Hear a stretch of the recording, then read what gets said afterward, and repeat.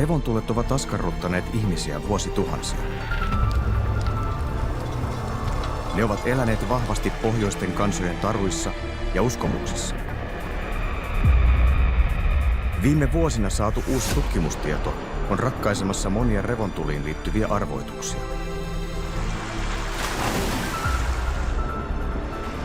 Voivatko revontulet olla vaaraksi ihmiskunnalle ja eläimille?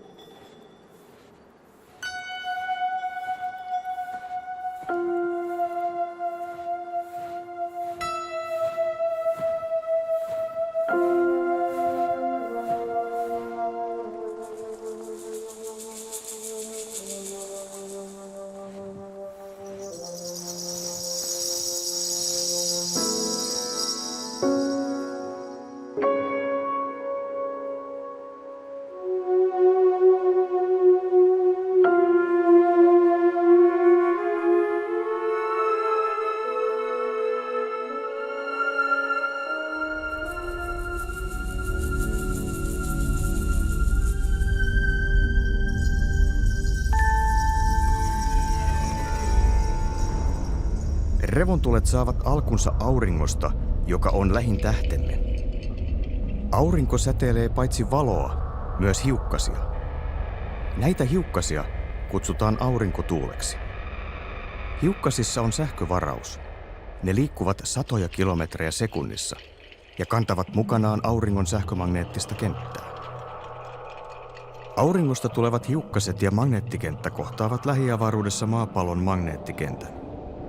Tätä vuorovaikutusta kutsutaan avaruussääksi. Ennen syöksymistään ilmakehään hiukkaset kerääntyvät lähiavaruuteen maapallon yöpuolelle, päivän tasaajan kohdalle. Tätä aluetta kutsutaan plasmalevyksi. Sieltä hiukkaset kulkeutuvat maan magneettikentän ohjaamina pohjois- ja etelänavoille. Navoilta hiukkaset syöksyvät ilmakehään.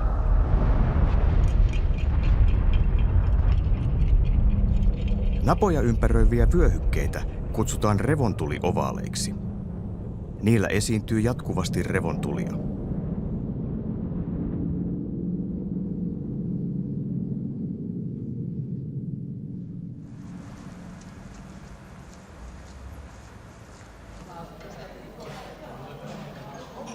Look at that plasma flows now. I mean, if those would be hitting the ionosphere, pretty nice auroras would be visible.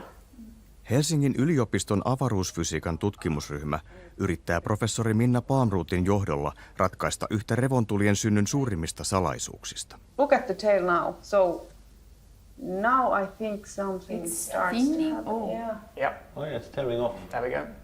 Now And we have it's erupted. Tutkijat kehittävät mallia, jonka nimi on Vlasiator. Sen avulla on tarkoitus saada uutta tietoa revontulista ja niiden alkulähteistä lähiavaruudessa.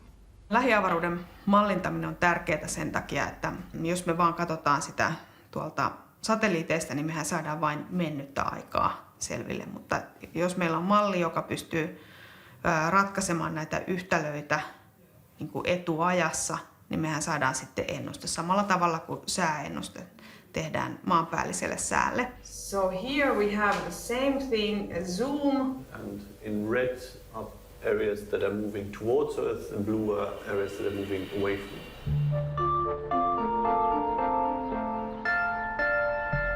Yhdysvaltain ilmailu- ja avaruushallinnon NASAn tärkeimpiä tutkimuslaitoksia sijaitsee pääkaupunki Washington DC:n kupeessa Marylandissa.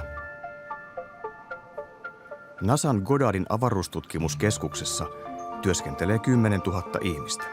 Good morning. I'm going to start today's daily space weather tag up. First, I wanted to point out these two active regions that have caused some minor flare activity. Goddard keskittyy aurinko- ja avaruusfysiikan sekä geotieteiden tutkimukseen. Siellä myös tehdään ennusteita auringon käyttäytymisestä.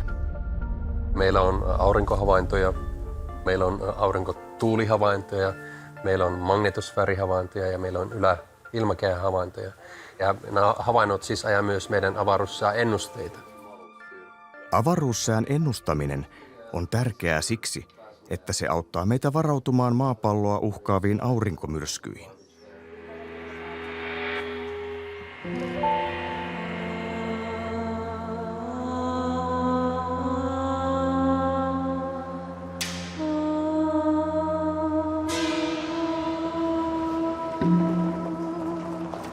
Okay, this is the station. If you remember that from last spring. Now no snow. Yeah. Yeah, so much less Okay. snow. Okay, welcome back. Thank you. Sodankylän geofysiikan observatorio on saanut vieraan Nagoyan yliopistosta Japanista. Claudia Martinez on tullut tapaamaan tutkijakollega Jyrki Mannista ja observatorion johtajaa Esa Turusta.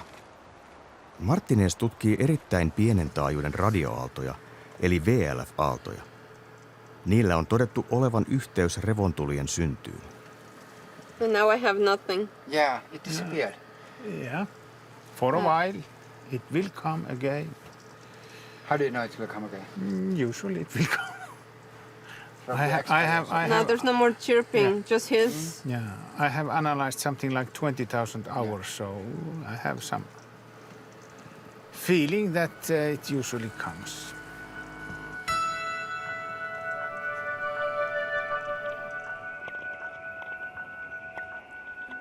Meillä on täällä Sodankylässä niin häiriötöntä ympäristöä ja vielä lisäksi erittäin hyviä mittalaitteita, erittäin herkkiä mittalaitteita. Itse asiassa voi sanoa, että maailman parhaat mittalaitteet tähän työhön, niin me pystymme vertaamaan niitä aaltomittauksia sillä avaruudessa aaltomittauksiin täällä. Tätä työtähän Claudia nyt sitten esimerkiksi tekee vierailua, sen takia hän on täällä käymässä.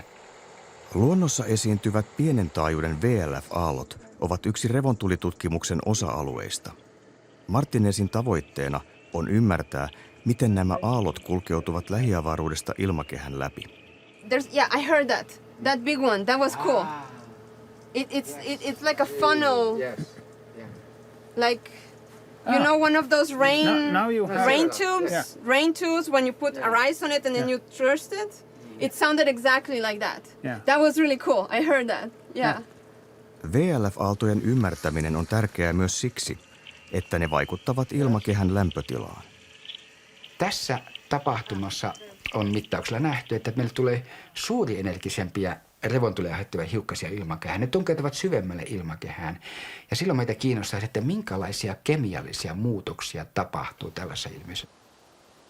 Syvälle ilmakehään tunkeutuvat hiukkaset tuhoavat otsonia.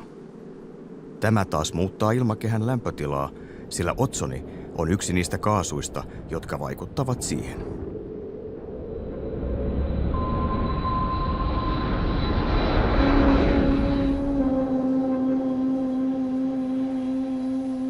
Aurinkomyrsky on auringossa tapahtuva voimakas hiukkaspurkaus. Se voi pahimmillaan olla yhteiskunnalle tuhoisa.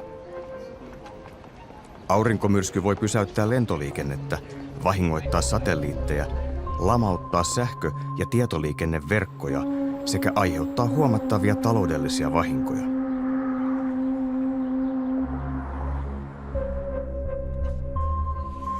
Historian voimakkain mitattu aurinkomyrsky oli Carringtonin myrsky vuonna 1859. Sen iskettyä maapallolle lennättimien johdot alkoivat kipunoida ja lennätin toimistoja syttyi palamaan.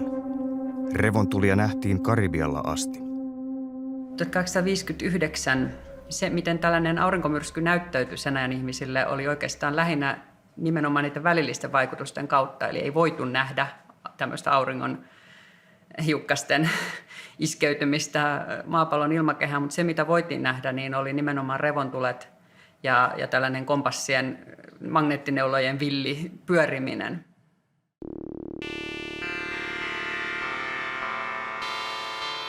No siis myrskytasossa niin aika usein se analogia on Carrington-skaalan myrsky.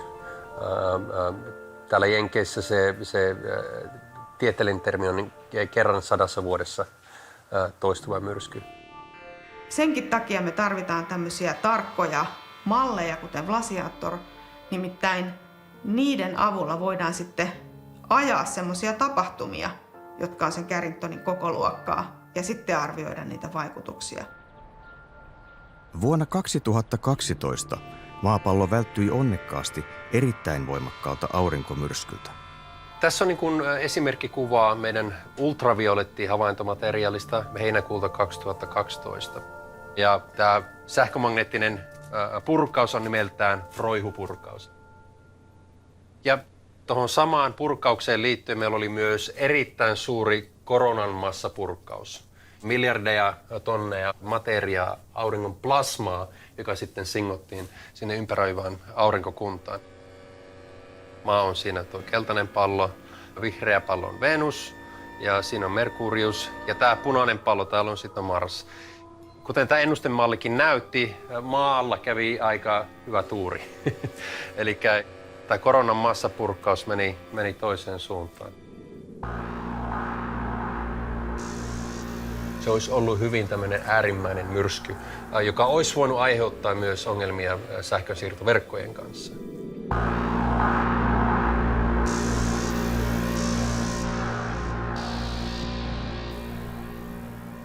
Yhdysvaltain ilmailu- ja avaruushallinto NASA tutkii ja kehittää keinoja, joilla yhteiskunta voi varautua poikkeuksellisen voimakkaisiin aurinkomyrskyihin. Se perusfyysinen mekanismi, miten avaruussää pystyy vaikuttamaan sähköverkkoihin, on niin sanotun induktion kautta. Nämä avaruussään myrskyt ja kun näitä myrskyjä tulee auringosta, kun ne vuorovaikuttaa maan magneettikentän kanssa, ne synnyttää hyvin voimakkaita muutoksia sähkövirroissa, maata lähellä kiertävissä sähkövirtasysteemeissä. Eli tavallaan niin kun tämä sähkönsiirtoverkko on antenni tavallaan näille muutoksille lähiavaruudessa ja se on nämä ekstra sähkövirrat, jotka sitten syntyy näihin siirtojohtajiin, jotka vaikuttaa sitten myös muuntajien toimintaan. Lähiavaruuden tutkimus on ihmiskunnalle elintärkeää. Valtaosa nykyyhteiskunnan toiminnoista tukeutuu satelliitteihin ja niiden välittämään tietoon. I think most people don't realize in our everyday life how much we depend on satellites, or phones, or GPSs, internet. I mean, we get annoyed when we have slow internet. So if we have a satellite that drops dead, suddenly you don't have GPS in that area. So it is necessary to understand how these things work and how they're going to affect it. Että tavallaan, että jos me ajatellaan niin kuin lähiavaruuden sääolosuhteiden ennustamista, eli avaruussään ennustamista, niin se on tällä hetkellä ehkä samassa tilassa kuin maanpäällisen sään ennustaminen oli joskus 50-luvulla.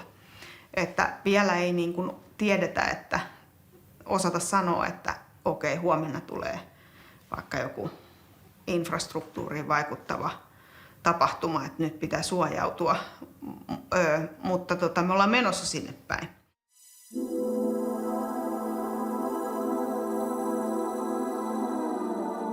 Helsingin yliopiston avaruusfysiikan tutkimusryhmän kehittämää Vlasiator-mallia on tarkoitus käyttää esimerkiksi niin kutsutun alimyrskyn tutkimiseen.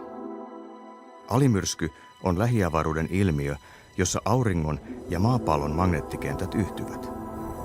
Tämä saa aikaan voimakkaita revontulia. Se revontuli, joka on ensin siellä pohjoisessa taivaanrannassa rauhallinen kaari, niin se kaari lähtee nousemaan kohti etelää, eli katsojan näkökulmasta se nousee sinne taivaan lakeen. Jossain vaiheessa ennalta arvaamattomasti revontulimuoto ikään kuin räjähtää. Ja tämmöinen revontuli-alimyrsky on semmoinen, missä yleensä otamme sitä kauniita revontulikuvia, ihastelemme sitä voimakasta väliloistoa ja hyvin nopeata liikettä 100 kilometriä sekunnissa näyttää tuo näennäinen liike olevan. Se on se puhkeamisvaihe, se kaikkein kaunein. Saattaa kestää muutamasta 10 sekunnista 2 minuuttiin keskimäärin. Hyvissä olosuhteissa 50 minuuttia, erittäin harvoin puolta tuntia. Mutta sitten se saattaa toistua sillä tavalla, että meillä niitä revontuli-alimyrskyjä on, jos maapallosta katsotaan, niin täällä yöpuolella useissa paikoissa, ja kun maapallo pyörii, niin meilläkin voi tulla sitten tunnin 2-3 välein useita revontuli-alimyrskyjä, eli useita tämmöisiä revontuleen aktivoitumisia. Ja se kriittinen kysymys siinä alimyrskyssä liittyy semmoiseen pyrstön katkeamisprosessiin. Eli meillä täällä magneettikehässä on semmoinen pitkä pyrstö siellä yöpuolella. Ja se on vähän niin kuin semmoinen tuulipussi, jota se aurinkotuuli heiluttelee. Ja aina välillä se tuulipussi katkeaa ja lähtee sinne avaruuteen. Ja tämän tuulipussin katkeamiskohta on se, kun ne revontulet täyttää se yhtäkkiä sen koko taivaan. Ja se on hyvin ennalta arvaamaton tilanne. Emme tiedä, koska se katkee. Ja sitä juuri tutkitaan, että miksi se katkee ja koska se katkee. Tämä on varmaan avaruusfysiikan yksi keskeisimmistä kysymyksistä. Ja mä sanoisin, että kaikki tutkimusryhmä on jollain tavalla tekemisissä tämän kysymyksen kanssa.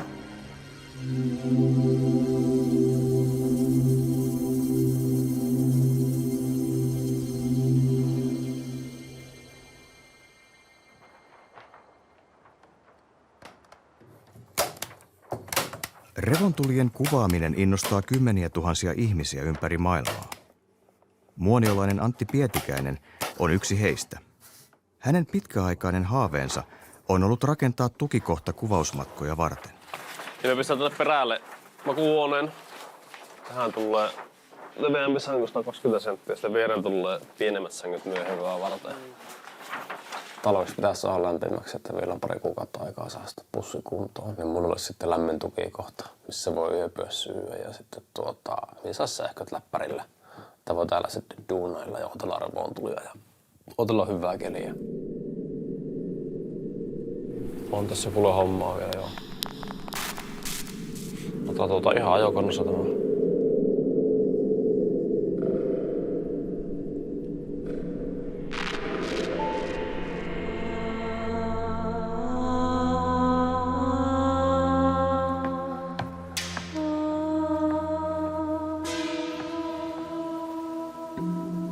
Tässä meillä on sitten uuden aikaisin revontulikamera, joka on Sodankylän geofysiikan observatorion käytössä.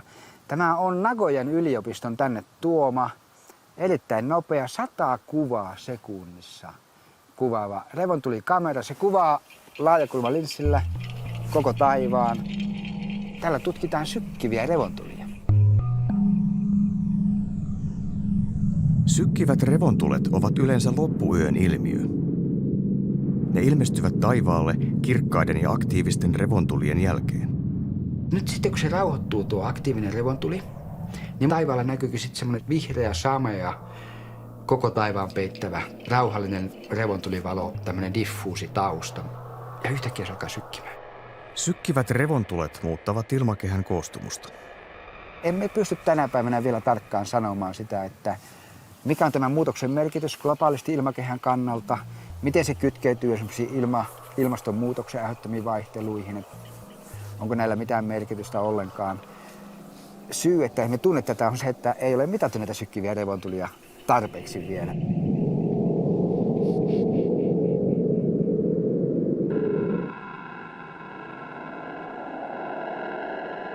Tutkimuslaitosten tuottama tieto auttaa Antti Pietikäisen kaltaisia revontulikuvaajia. Suurin osa aineistosta on saatavilla vapaasti laitosten internetsivuilta. Vilkaistapa satelliittia, miten näyttää dataa. Onko hyvää vai huonoa? Aurinkotulopolariteetti on hypännyt etelästä pohjoiseen, mikä käytännössä on huonoksi revontulille. Mutta se on sitten puhunut takaisin nollaan, että ei peliä levelää menetetty. Se tosiaan voi puolen tunnin aikana hypätä ihan päivästä se suuntaan, ja se on nyt tehnyt niin. Siellä on niin paljon sähköä ilmassa, että kyllä me vielä revontuloa tällä iltaa saa. Nyt lähtee sitä tulemaan.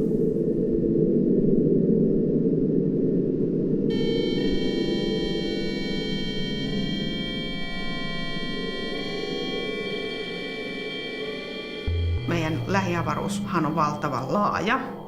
Voidaan sanoa, että 1,000,000 kilometriä on semmoinen alue, missä näitä ilmiöitä tapahtuu. Ja on aivan tavallaan mielenkiintoista ajatella, että sinne lähetettäisiin niin paljon satelliitteja, että voitaisiin kattaa tämä koko alue empiirisin mittauksin. No siellä on jo muutamia satelliitteja kyllä, ja maan pinnaltakin voidaan havaita jonkun verran, mutta avaruutta ei koskaan saada niin kuin katettua niillä mittauksilla niin tarkasti, että saataisiin niin kuin semmoinen täydellinen kuva, että mitä siellä tapahtuu. Niin sen takia näitä malleja tarvitaan. Minna Palmroth sai idean Vlasiaattorin kehittämisestä 2000-luvun alussa. Tuolloin kukaan ei uskonut siihen. Ihmiset oli silleen, että oletko hullu, että eihän maailmassa ole tietokonetta, mihin tämä mahtuu, tämä malli. Tietenkin tiesin tämän asian ja oikeasti olikin niin, että maailmassa oli silloin 2 konetta, johon se malli olisi mahtunut. Mutta silleen, että mun olisi pitänyt ottaa ne kokonaan omaan käyttöön. Et varmaan ihan todennäköistä, että mennä vaan sanoo sinne ulkomaille, että saanko käyttää teidän konetta, kiitos kokonaan ja kaikki muu tulos sieltä. No sitten mä ajattelin silloin, että okei, no ei se nyt ehkä vielä ole mahdollista.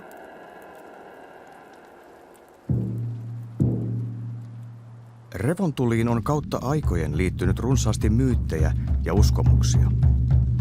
Erityisesti pohjoiset kansat tuntevat ilmiön hyvin. Niiden kansanperinteessä on runsaasti kertomuksia revontulien synnystä. Semmoisia tyypillisiä, mihin usein viitataan, ovat just tämmöiset pohjoisten kansojen käsitykset siitä, että ne saattaisi olla jonkinlaisia tämmöisiä esi-isien henkiä, jotka osallistuvat jollakin tavalla näiden jälkipolvien elämään. Sitten esimerkiksi kerrotaan tällaisista nuorista neidoista, jotka on esimerkiksi kuolleet varhaisessa kukkeudessa ja sitten tavallaan näyttäytyvät siellä taivaalla. Ja Grönlannin asukkaiden parissa kerrotaan tämmöistä ikään kuin taivaallinen jalkapalloottelu, jossa isien henget pelaavat jonkunlaista jalkapallopeliä mursun, pääkallon tai milloin minkäkin kanssa. Ja tämmöisiä on kirjattu ylös.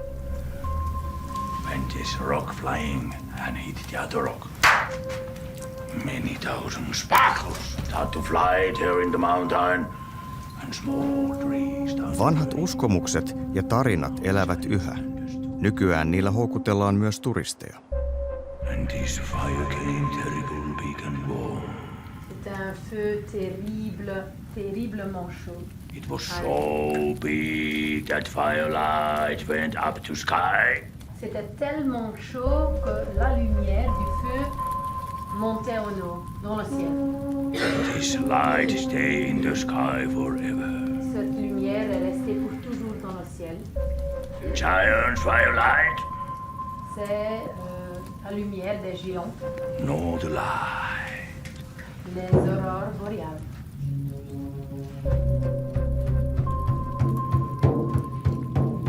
Filosofian tohtori Päivi Pihlaja on selvittänyt väitöskirjassaan revontulitutkimuksen historiaa. Hän havaitsi, että 1700-luvun alun varhaisilla tieteellisillä selityksillä ja kansantaruilla on lukuisia yhtymäkohtia.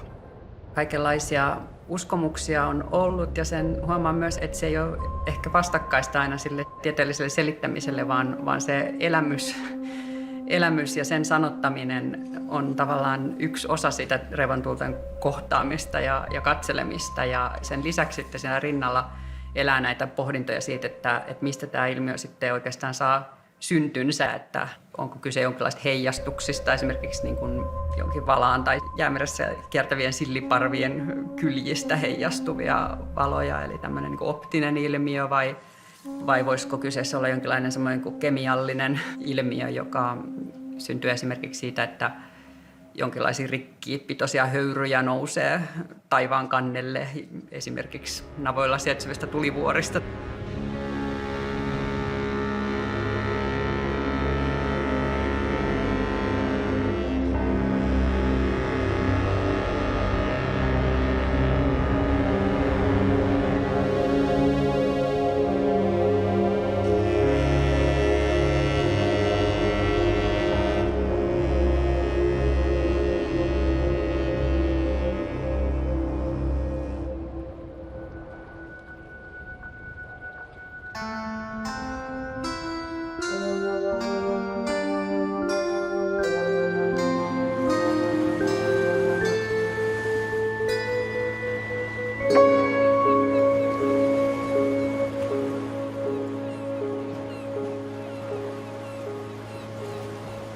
Aurinkotuuli vaikuttaa paitsi revontulien esiintymiseen, myös maan magneettikenttään.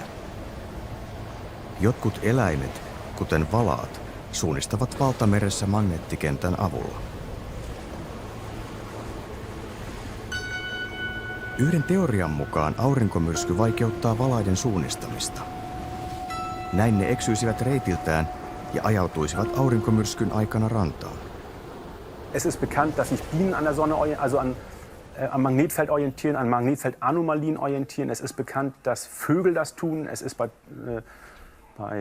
Wasserschildkröten bekannt. Warum soll es nicht bei Walen auch so sein? Deshalb war für mich als Physiker erstmal dieser Magnetsinn im Wal ein schwarzer Kasten, der mir relativ egal ist. Einfach nur von der Logik her.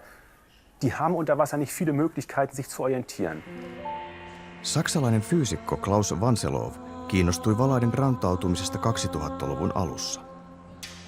Das kommt tatsächlich aus meiner Ausbildung mit Astronomie als Nebenfach und dass ich 2001 das Glück hatte, ein Buch zu finden von einem Herrn Berner, der eben halt Sonnenfleckenaktivität über mehrere Jahrhunderte dargestellt hatte. Und da fand ich dann eine Abbildung drin, die eben auch dieses Maunder-Minimum und auch eine Zeitspanne danach, wo sehr wenig Strandungen waren. Das passte mit sehr wenig Sonnenaktivität zusammen. Und da fing ich dann an zu gucken, welche Sonnenaktivitätsparameter könnten da passen. Das war in der Sonnenfleckenzyklus, die Zykluslänge speziell, denn ein kurzer Zyklus heißt großer Energieausstoß, ein langer Zyklus heißt geringer Energieausstoß. Und dass eben halt beim hohen Energieausstoß mehr Pottwale stranden, in der Nordsee jetzt, als beim niedrigen. Das habe ich eben auf verschiedene Art und Weise dann verrechnet miteinander und kam immer zu dem gleichen Ergebnis, dass mehr Tiere stranden, wenn der Zyklus sehr kurz ist, also sehr viel Energie in die Atmosphäre abgegeben wird.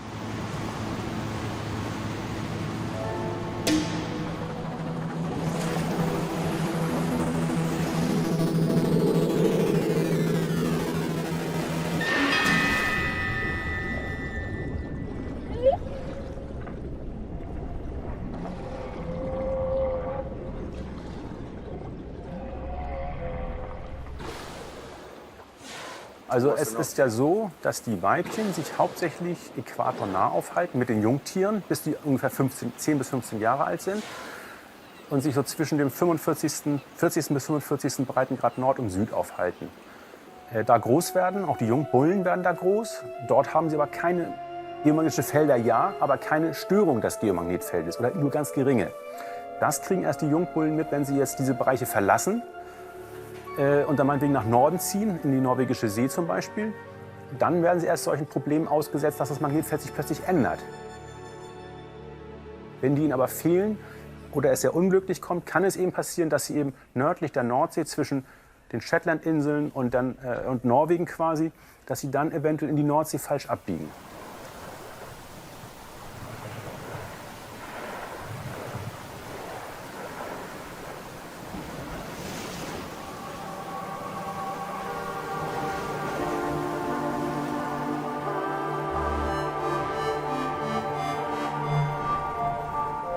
NASAn johtamassa hankkeessa etsitään niin ikään syitä valaiden ja delfiinien rantautumiseen. Tässä meidän valaiden rantautumistutkimushankkeessa se ensimmäinen osa sitä tutkimusta oli selvittää nimenomaan, vaikuttaako geomagneettiset myrskyt tai avaruussää näihin rantautumisiin. Eli tämä oli niin se pääkysymys, mitä me lähdettiin tutkimaan siinä ensimmäisessä vaiheessa.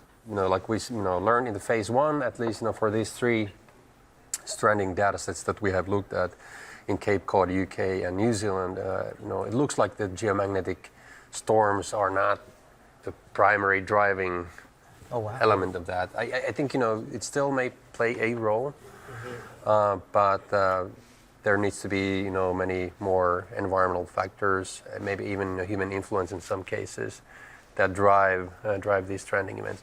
Do you have a feel or gut of what characteristic is predominantly driving these strandings if it's not geomagnetic? Well, I mean, that's the task in our phase 2 to find that combination of environmental factors that explain best the stranding events that we have observed in the past.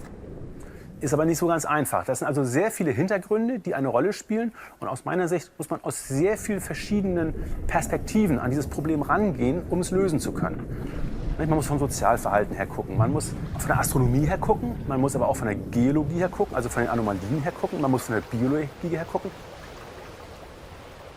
Ja meillä on nyt muutama alustava tulos siitä, että tuuliinformaatio näyttäisi korreloivan näiden valaiden rantautumisten kanssa. Ja tämä on yksi semmoinen niin kuin tärkeä liidi meille nyt, jota me lähdetään niin kuin kunnolla tonkimaan. If you can also include the amount of phytoplankton, fishes, even fisheries, and how much fish are being caught and all that kind of data, that's a really diverse set of data sets that you're going to need. That could really add into Extremely this. so. Yeah. That's why this is so exciting project. Yeah. Because it is, I would say, almost like a new kind of science.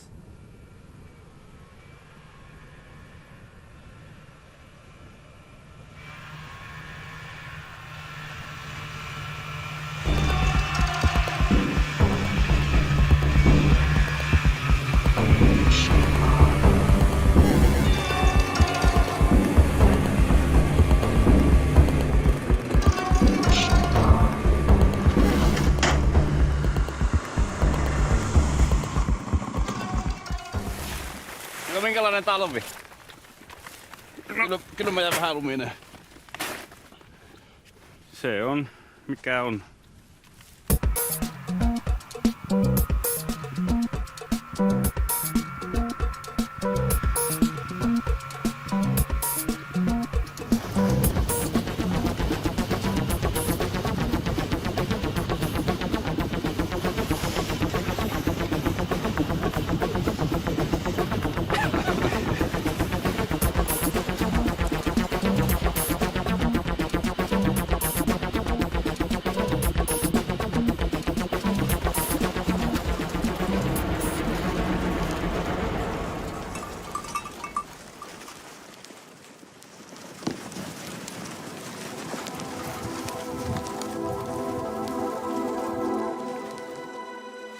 Nyt on paljon puhetta tästä suojautumista isommilta aurinkomyrskyiltä ja sitten löytyy tutkimusta nykyäänkin siitä, että miten revontulet vaikuttaa säähän, voiko ne vaikuttaa meihin, miten ne vaikuttaa myös eläimiin.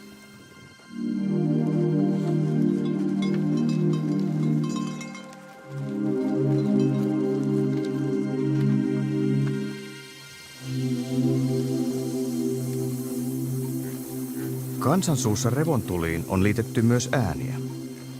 Tarinat revontulien synnyttämistä äänistä siirtyvät tutkimusmatkailijoiden kirjoituksiin ja myös tieteeseen.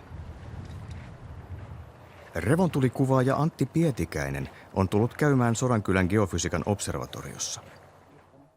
Hän haluaa tietää, pitääkö paikkansa, että revontulet synnyttävät ääniä. Onko siellä revontuliääniä kuullut?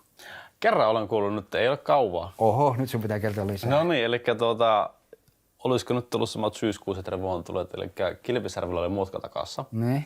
Se oli sumua sinne saakka. Mutkatakka oli pilvien päällä, eli se tuli siihen inversiokerrokseen. Ja siinä oli semmoinen hetki, että onko tällä riekkoja, alkoi semmoinen rapina käymään ympärillä. Just, se ikään kuin lumessa liikuttaisi. Kyllä. Tuntuu, että onko siellä riekkoja nyt, kun siellä ei koko aikana ollut, ei kuulunut mitään. Sitten oli semmoinen 10 sekuntia, semmoista rapinaa kuului joka puolelta ja sitten se katosi. Ja se oli niin kuin ääni kaikkialta. Kyllä, ja sitä ei pystynyt paikallistamaan yhteen se, suuntaan. Niin. No se kuulostaisi nyt ihan siltä just mitä on tämä professori Untolainen esittänyt, että jos tämä revontuli ääni, mitä ihmiset kertovat kuulevansa, niin on sellainen, että se voitaisiin niin kuin ymmärtää se mekanismi, niin hänen mielestään todennäköisin mekanismi syntyy tuossa jossain rajakerroksessa, että sanotaan 70 metriä, 100 metriä maan pinnasta. Joo. Ja just sen takia, että siellä voisi olla joku semmoinen sähkökenttärakenne, joka aiheuttaa sitten lopulta paineaaltona kuultavan äänen. Mutta ei todellakaan revontulikorkeukselta eikä läheltäkään sieltä, vaan ihan läheltä se havaitsija. Kyllä. Ja okei, tätä ei ole vahvistettu eikä varmistettu, se on vain nyt hänen spekulaationsa, että näin voisi olla.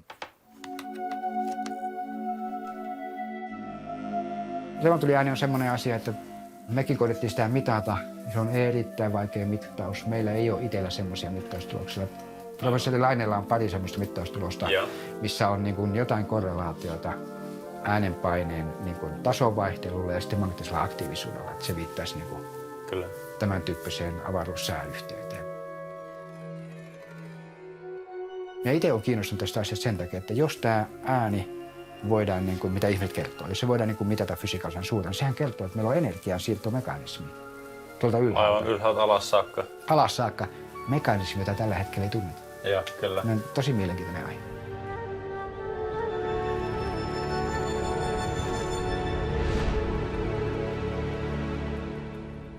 So at least in this case, current disruption is caused by reconnection. However, we would need the third dimension in order to close out the question that it is either reconnection or instabilities which started the disruption. Vlasiaattor-mallin kehitystyö etenee professori Minna Palmrothin johdolla. Nyt me mallinnetaan sitten tätä maapallon lähiavaruutta tällä Vlasiaattorilla niin kaksiulotteisesti tällä hetkellä. Eli siitä saadaan vähän niin kuin valokuva siitä lähiavaruudesta. Ja nyt me ollaan sitten lisäämässä siihen tämä kolmas ulottuvuus. Can we get to the third dimension? We're already running this code on like a huge supercomputer in Europe and cannot fit anything more than what we're already running. Adding the third dimension would require about 1,000 times more memory, and that's just not there, and it's not going to be there for many years yet. Kolmannen ulottuvuuden lisääminen tekee mallista entistä tarkemman. Tämä voi ratkaista alimyrskyn synnyn salaisuuden. But here we have a situation where we basically have a spacecraft every 300 kilometers. So the grid is really dense here. Yeah, we could. Right now, we are running with a full grid. Every point in the simulation has the same resolution. And if you look at the simulation picture, you see that there are large areas where actually nothing happens at that resolution, and you could really go down with the resolution there if instead, like we remove the amount of uninteresting simulation parts to be able to increase the more interesting simulation. That's right.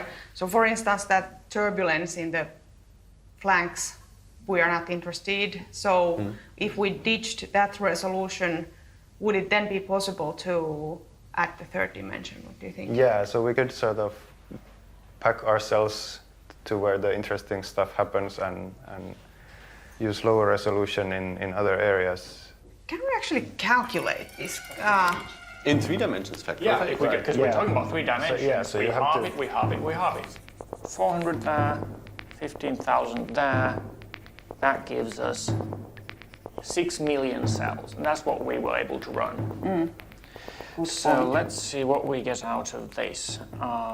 Kun Vlasiaattor on valmis, sehän vastaa tilannetta, että 300 kilometrin välein on satelliitti. Eli että satelliitteja on sitten aika paljon, niin että mä uskon, että sitten kun se on valmis ja pystyy tämmöisen, me voidaan tehdä semmoinen ajo, jossa tämä alimyrsky tapahtuu, niin sitten se ratkee mun mielestä.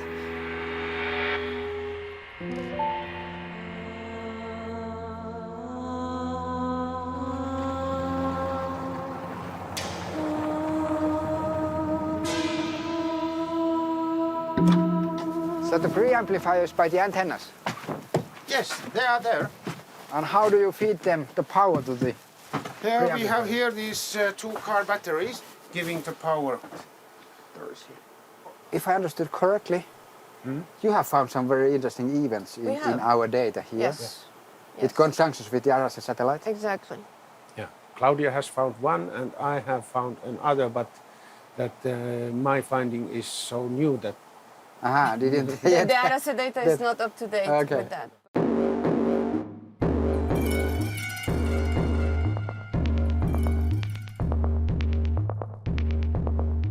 Claudia Martinez etsii VLF-aaltovuosta havaintoja, jotka näkyvät sekä kannuslehdon vastaanottimessa että japanilaisen Arase-satelliitin ottamissa kuvissa. Tämä Arase-satelliitin olemassaolo on meille sikäli hieno, että pääsemme nyt saamaan tietoa sekä sieltä lähiavaruudesta ja sitten mallien kautta tästä väliltä ja sitten tältä ilmakehästä ja maapinnalta. So this is the satellite here, Arase. This is the ground station. Your waves have been generated here at the geomagnetic equator, right? And then they propagate, and sometimes they can bounce along the field lines, sometimes they don't propagate along the field lines. And they can be detected by the satellite. So that gives us an instantaneous picture of the wave at that particular time. And then the wave keeps going and it can be detected on the ground. Sama VLF-aalto voidaan siis havaita sekä satelliitin että maa-aseman avulla.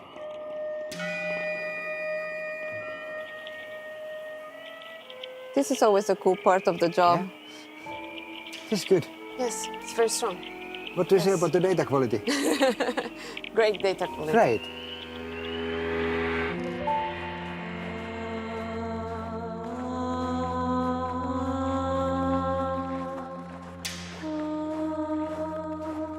Yeah, it is still slightly cloudy though. Yeah, it's still cloudy.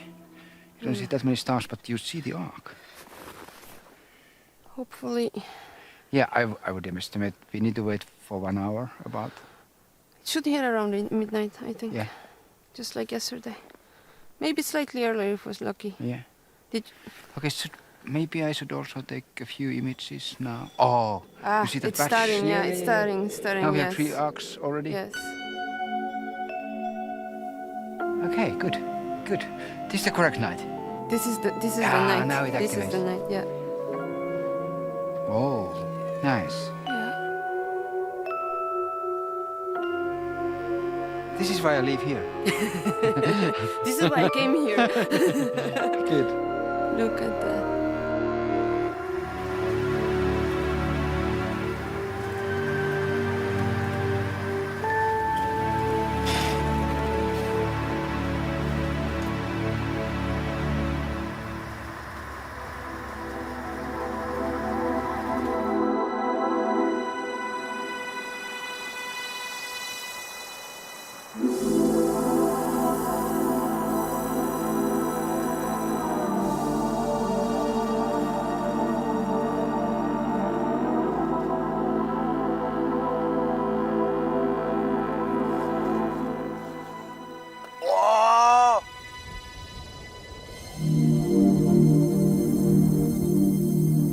Revontulet muuttavat ilmakehän kemiallista koostumusta tuhoamalla ilmakehän keskiosan otsonia.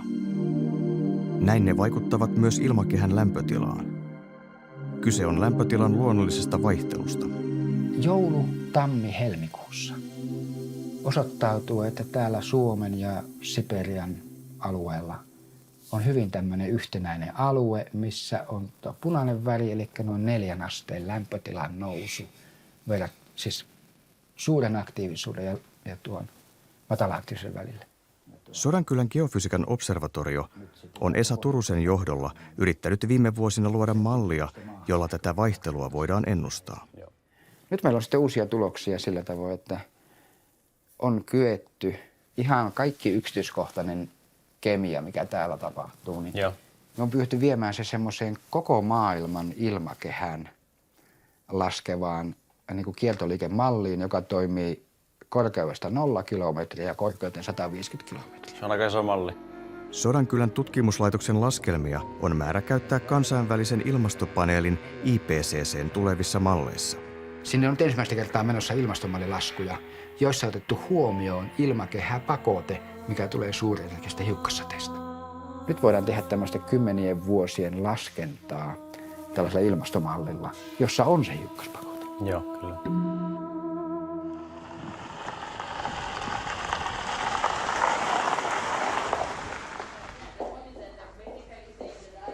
Helsingin yliopiston avaruusfysiikan laitoksella on viime viikkoina eletty jännittävää aikaa. Lähiavaruuden tutkimukseen tarkoitetun Vlasiator-mallin kehitystyö on huipentumassa. That's amazing. It seems to behave well, it doesn't blow up, and it shows 3D structure. Yeah, we see that transition going through the refined region, and it works exactly as we expected to. No kyllä tämä on aivan mahtava. Täytyy sanoa, että meillähän on paljon ollut tässä tämmöistä epäilyä, että tämä on mahdotonta ja ihan turhaa yritätte. Mutta näinpä vaan nyt nämä mun tiimi niin veti tämmöisen testisimulaation, missä näkee, että se on mahdollista. Kyse on siis tieteellisestä läpimurrosta. Sen avulla voi selvitä yksi revontulien synnyn suurimmista salaisuuksista. Jos ajatellaan, että meidän alalla olisi yksi kysymys, niin se kysymys olisi juuri tämä, että mitä varten ne revontulet siellä yöpuolella yhtäkkiä lähtee aivan selittämättömästä syystä niin kuin vahvistuu ja voimistuu, eli niin sanottu alimyrsky. Ja sitä tutkimustahan on tehty yli 40 vuotta ja nyt satelliitteja on lähetetty yli 10 tutkimaan tätä näin. Jokainen satelliitti maksanut yli 1 miljardin ja nyt sitten meidän simulaatio vastaa tilannetta, missä itse asiassa sulla on joka paikassa satelliitti. Nythän tavallaan tässä voidaan ajatella näin, että Suomi on nyt laittanut jotain 200 000 satelliittia tuonne, kun Placiator vastaa tosiaan sitä satelliitin tarkkuutta, että aika hyvin.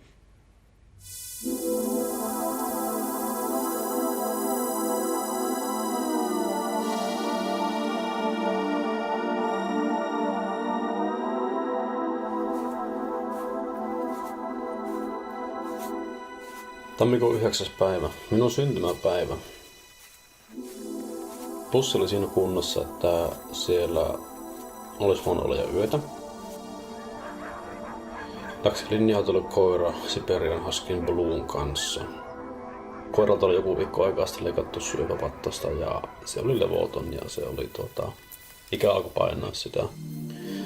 Iltalainen loppuaan, hyvät ravintolot kuvattu, koiran kanssa käyty lenkki siinä.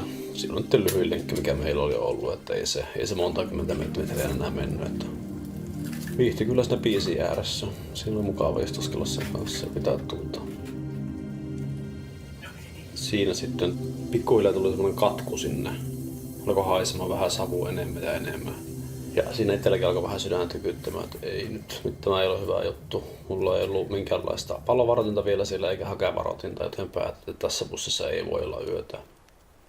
Ja aloin siirtää kamppeet autoon. Auto oli siinä 100 metrin, 200 metrin päässä. Tulin takaisin, niin Blue oli siinä aika heikossa hapeessa kaminaajassa sitten. En tiedä miksi, en sitä sinne tajun, että olisihan sekin pitänyt sieltä pihalle viedä siitä linja-autosta. Lähetti melkoisesti ja ei ollut enää koordinaatiota eikä ollut enää kartalla se koira siinä. Ja kyllähän se aika nopeasti tuli siinä se päätös, että tämä oli tässä. Se piti päästä päivältä.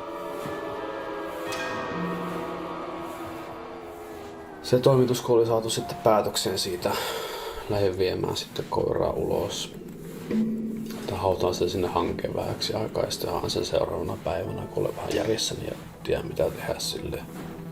Se homma kun saan sitten tehtyä, niin huomasin, että musta savu nousee bussin sivuovesta.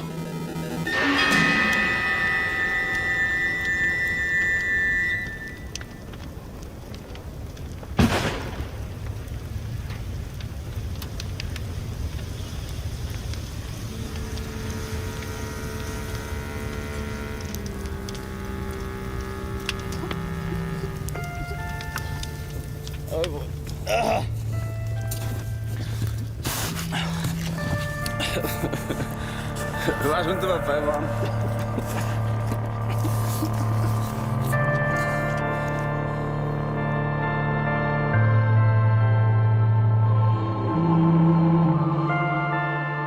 Hello, Claudia. Hi, how are you? Fine, how are you? Good, good. Happy to meet you now, and I understood you have new news about the results. You have been analyzing the events you found in both in Arase and Kannuslehto. Writing a paper. Yes, exactly. So the paper is already 85% written. So I'm just working on the discussion part and trying to settle everything up. Excellent. Hopefully I will be submitting in the next few weeks. Martinez uskoo, että pystymme lähitulevaisuudessa ennustamaan, miten luonnossa esiintyvät pienen taajuuden radioaallot ja auringon hiukkaset liikkuvat lähiavaruudesta ilmakehään. Tämä on tärkeää sen vuoksi, että voimme suojata satelliitteja, kansainvälistä avaruusasemaa ja tulevia avaruuslentoja haitallisilta aurinkomyrskyiltä. So the idea is to be able to do what we call space weather, is to be able to predict how the particles, the waves, and everything around the Earth is going to react when you have a solar storm, a geomagnetic storm, etc. Meillä on oikeasti pieni pelko siitä, että mitä oikeasti tapahtuu, jos näitä hirmumyrskyjä tuolta auringosta suuntautuu maata kohti. Ja se tosiaan, että meillä ei oikein hyvää käsitystä ole siitä, mitä kaikkea voisi sattua. Se on niin kuin tavallaan kauhistuttava ajatus, että jos multa kysytään, että mitä tämmöinen Carringtonin myrsky aiheuttaa meidän maapallolle, niin mä en tiedä, koska sitä ei ole tutkittu. Eli nyt tätä täytyisi tutkia ja täytyisi juuri kehittää näitä mallimenetelmiä. Luonnontieteet, jotka tutkivat ympäristön lainalaisuuksia, niin se on osa sitä inhimillistä uteliaisuutta, joka oikeasti vie meitä eteenpäin ja mahdollistaa tämän ihmiskunnan olemassaolon sitten pitkällä tähtäimellä. Ennen kaikkea mä sanoisin näin, että meidän avaruusmatkamme avaruusalusplaneetta Maalla. Että tekemällä tätä työtä me teemme tämän matkan mahdolliseksi myös tulevaisuudessa.